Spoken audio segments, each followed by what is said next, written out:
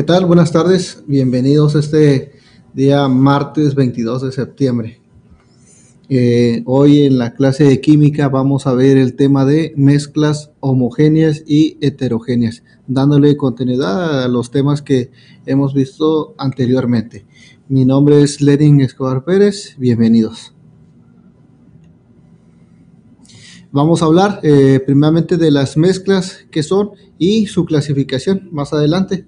Entonces aquí vemos a manera de introducción que las mezclas son una clase de materia conformada por la agrupación de sustancias puras, es decir, elementos y compuestos en proporciones variables que no reaccionan entre sí y conservan sus propiedades individuales en cada una de sus partes que la conforman. Hay dos tipos de mezclas. Una de ellas es la homogénea y otra es la heterogénea. Y vamos a hablar sobre su descripción más adelante. Entonces, la mezcla homogénea presenta una sola fase, es uniforme en toda su extensión, tiene una composición similar y son muy solubles entre sí. Aquí vemos un ejemplo de una mezcla de agua con una tinción púrpura. Entonces, en esta mezcla se puede ver la diferencia en cuando se vierte el líquido, pero estas al mezclarse toma una tonalidad o un color homogéneo. Entonces, a pesar de que sabemos que tienen dos sustancias diferentes, estas al mezclarse pues se vuelve una mezcla homogénea. Una disolución es una mezcla homogénea y su composición y apariencia son uniformes, es decir, sus componentes son miscibles al ser solubles en todas sus proporciones. Aquí vemos igual otro tipo de mezcla, otro tipo de disolución, donde tomamos un vaso de agua y vertimos lo que es sal o también azúcar. Estas, al moverlas, vamos a crear esa mezcla, esa disolución, donde finalmente nosotros vamos a tener el mismo color, un color homogéneo. Aunque ya no se va a ver la sal o azúcar que pongamos, pero va a tener ciertas características que las van a distinguir. Igual, por ejemplo, una bebida embotellada formada por agua que disuelve perfectamente al sabor. En estas mezclas tenemos también lo que es el colorante, el azúcar, conservadores y otros aditivos que se vierten en sodas, en jugos, en diferentes mezclas, aunque su color es homogéneo, pero vamos a ver que tienen diferentes sustancias, diferentes elementos que van a componer un compuesto. Entonces, este compuesto, como ustedes pueden observar, pues forman lo que son las mezclas homogéneas. Y estos ejemplos los vemos día a día en nuestra casa, en el trabajo o en el transcurso de la casa al trabajo o escuela. Entonces, estamos compuestos de diferentes elementos que pues nos van a dar estas características. Aquí tenemos un cuadro de ejemplos de mezclas homogéneas. Tenemos las disoluciones gaseosas como por ejemplo el gas natural y el aire. Su composición del gas natural pues es una mezcla de metano en mayor proporción, de etano, propano, butano y pentano. Entonces es el gas común que conocemos en nuestro hogar. Entonces en estos cilindros pues viene una mezcla de gases que pues nos van a ayudar para que nosotros podamos calentar nuestros alimentos en nuestros hogares. También tenemos aquí otra disolución gaseosa.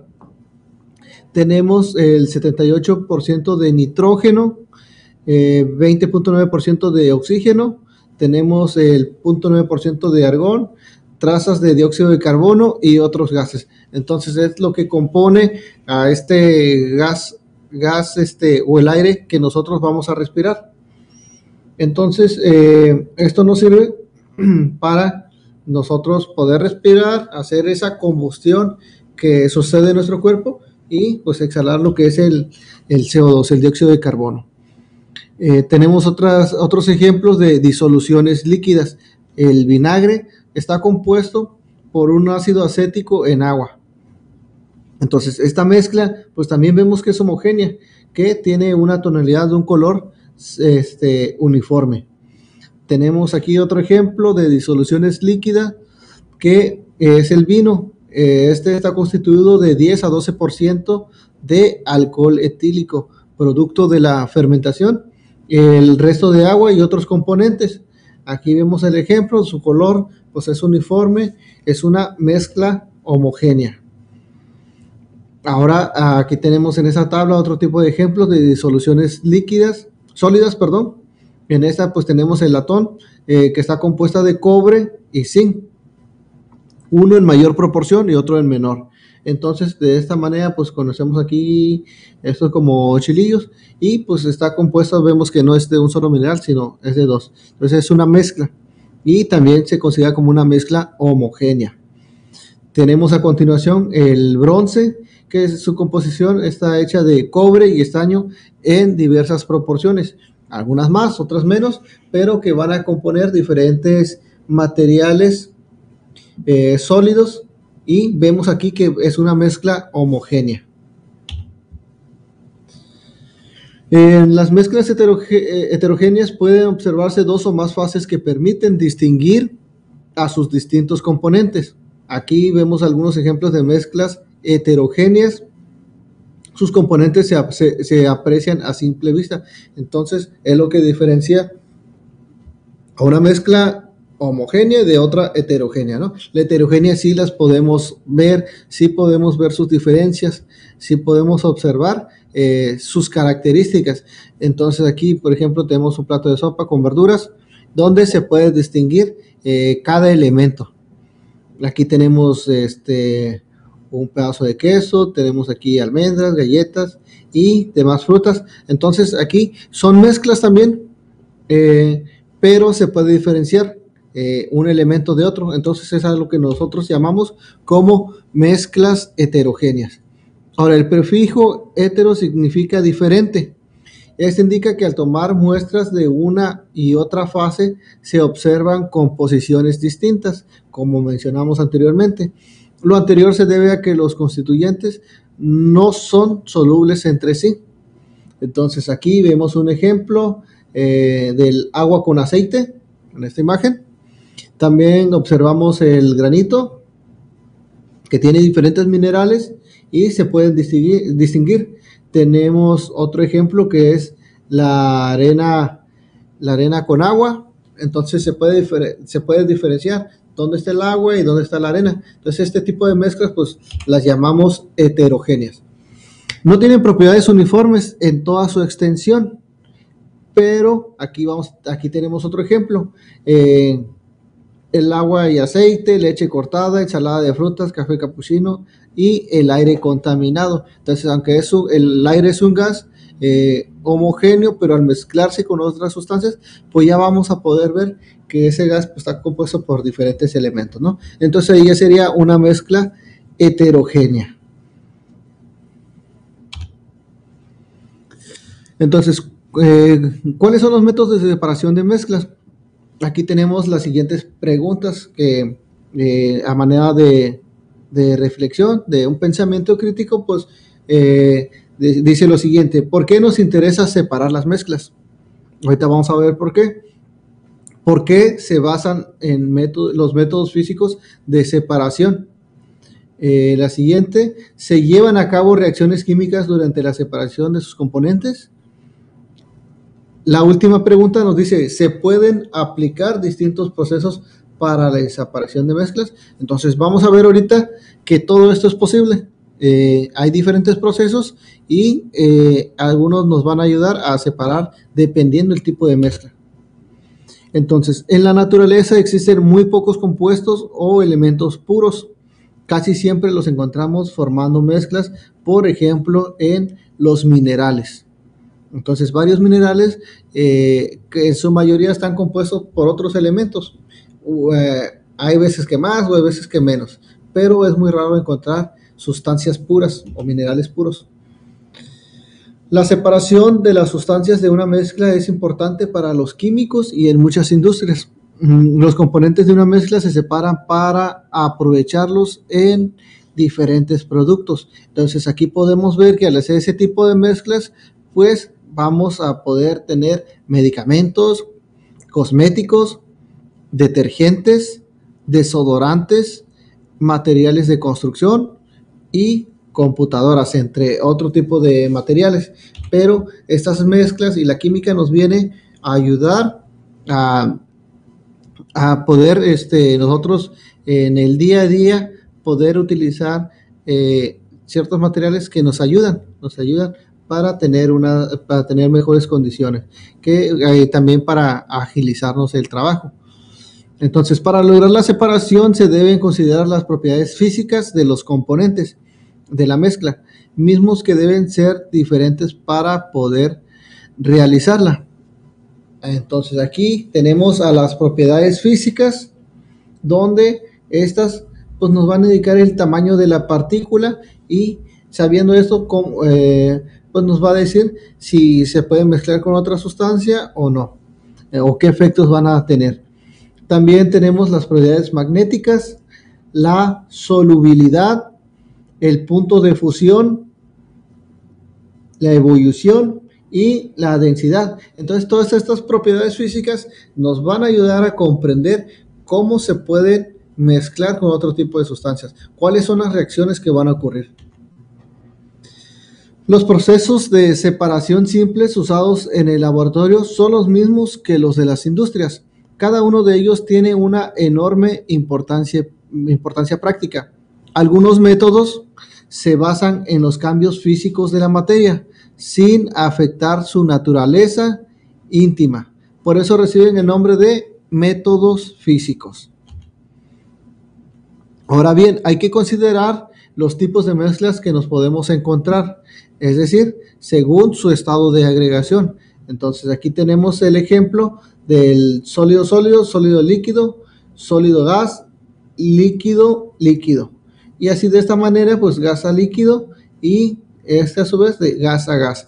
Entonces, con esto, pues nosotros podemos hacer el tipo de separación de las mezclas, ya sean homogéneas o heterogéneas.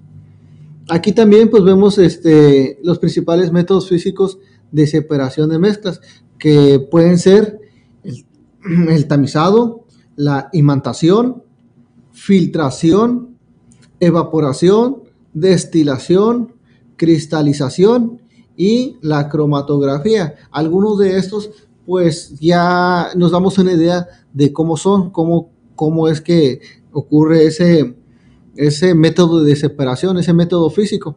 Entonces ahorita vamos a explicar cada uno de estos para que los ejemplos les queden más claros. Entonces aquí tenemos el primero, que es el equipo de decantación líquido a líquido, donde se toma un matraz. Tenemos un embudo de decantación, donde pues aquí se utiliza este método para separar el agua y el aceite. Entonces de esta manera nosotros podemos hacer esa separación de ese tipo de mezclas. Entonces, pregunta, ¿qué tipo de mezcla sería este? Pues bien, sería una mezcla heterogénea, ya que se pueden distinguir los dos elementos. Ahora bien, tenemos el siguiente, tenemos la filtración a gravedad. Entonces aquí igual se utiliza un matraz, se utiliza un embudo, se utiliza un papel filtro. Entonces de esa manera se puede tener ese tipo de separación para poder separar los diferentes elementos. Bien, continuando, pues tenemos también la filtración al vacío. En este igual se utiliza un matraz Kitasato.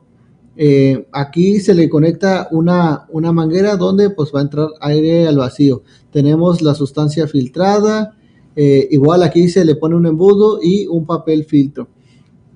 Entonces el papel filtro pues va a retener las sustancias de mayor tamaño, y pues solamente va a pasar por ahí el líquido el que esté de menor tamaño.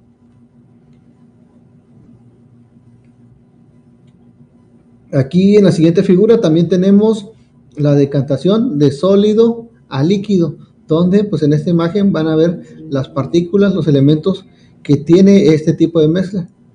Entonces estos pues se van al fondo, ya que pues por la densidad pues ocupa un peso, entonces se van vertiendo hacia la parte de abajo. Y aquí vemos cómo ya ocurre esa separación de estas mezclas. Ahora bien, tenemos la siguiente tabla donde nos indica las propiedades físicas del agua y del mercurio. Entonces, aquí tenemos el estado de agregación de estos, donde uno es líquido y el otro es un líquido gris. Tenemos la solubilidad de nos dice que es insoluble en mercurio y el otro nos dice que es insoluble en agua y en aceite.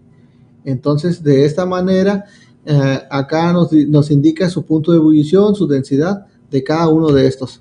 Y pues se utilizan diferentes métodos para poder separar las diferentes mezclas.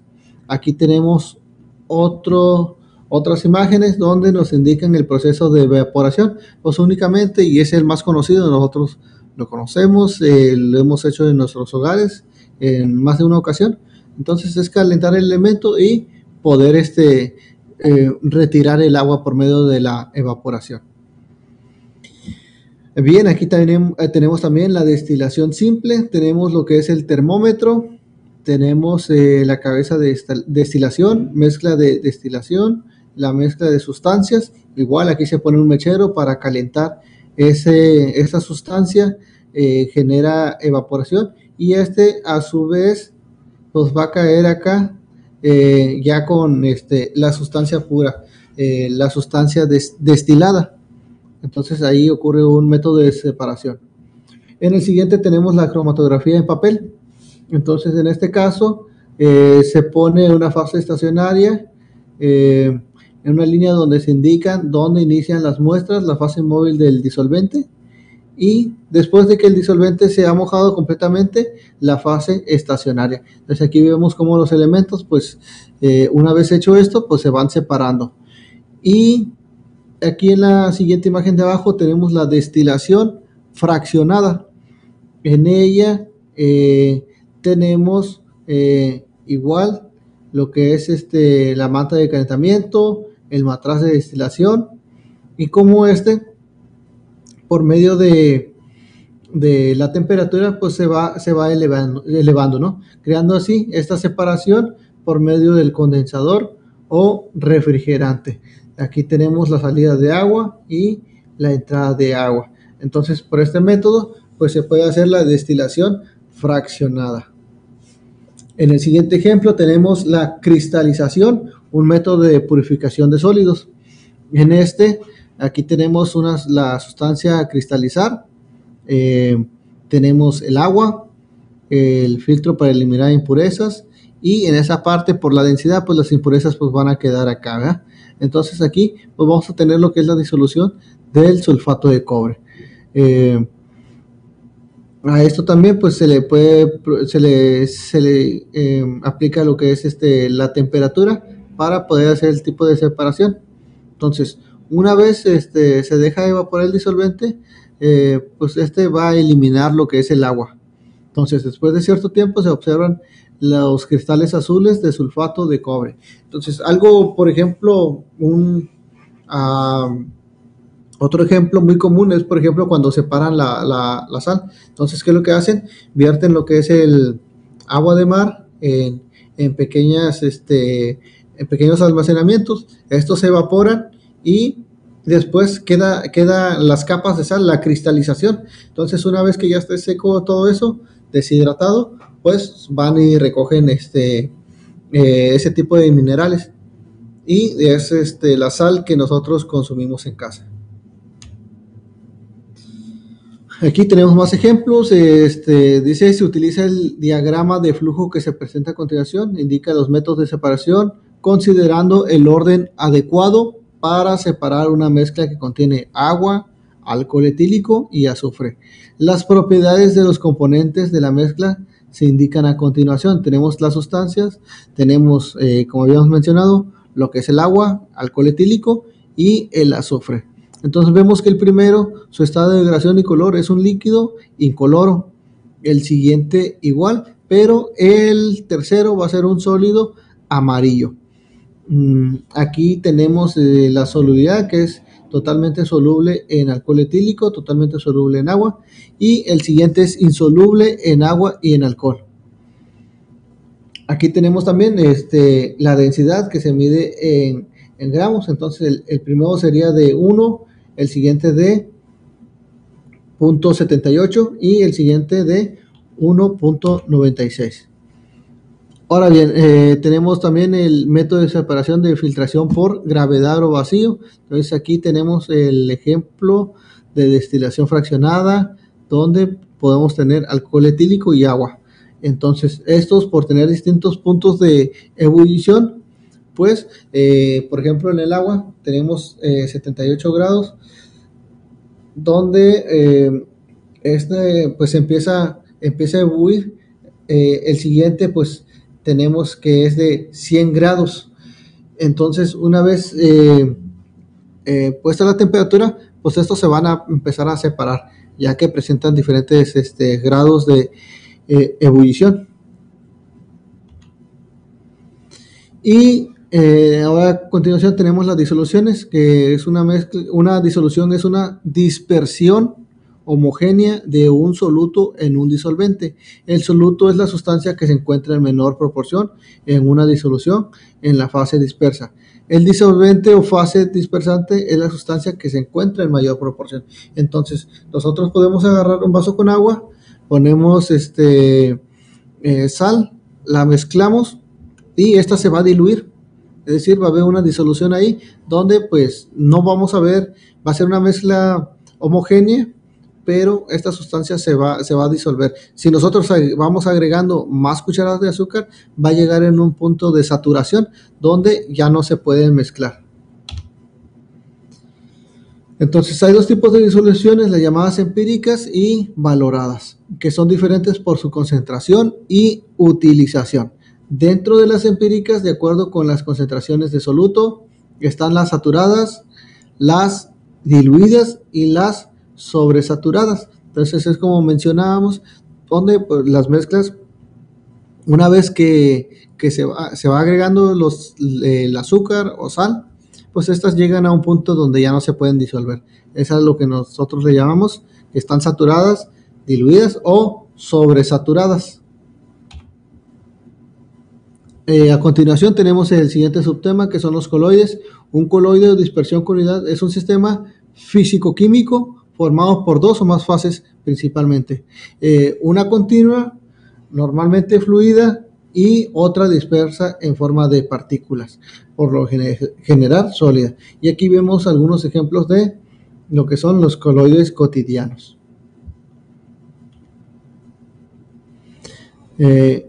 Continuando, pues tenemos otro ejemplo de coloides, espuma, aerosoles y emulsiones y soles. Aquí en los nombres tenemos espumas, aerosoles líquidos, emulsión líquida y sol. En las partículas dispersas de solutos, pues tenemos que el estado gaseoso, el líquido y sólido. Y el medio de dispersión, pues tenemos el líquido, gaseosa, líquido y líquido. Entonces, los ejemplos de estos que se pueden generar, pues son la crema batida, la clara de huevo batida. En el siguiente, en los aerosoles, pues tenemos la niebla, fijadores para el cabello, nubes, desodorantes en aerosol. El siguiente de emulsiones líquidas tenemos como ejemplo la leche y mayonesa. En el último, pues vamos a tener de ejemplo a las disoluciones de almidón, las jaleas, la sangre y las gelatinas. Entonces todos estos pues son ejemplos de los diferentes colores que nosotros podemos obtener. Entonces esta es la clase de hoy. Nos vemos en la siguiente. Mi nombre es Lenin Escobar Pérez. Espero que haya sido de su total interés. Igual pueden repetir el video, pueden observarlo detenidamente. Cualquier duda o pregunta, pues estamos aquí para atenderlos. Muchas gracias. Que pasen excelente tarde.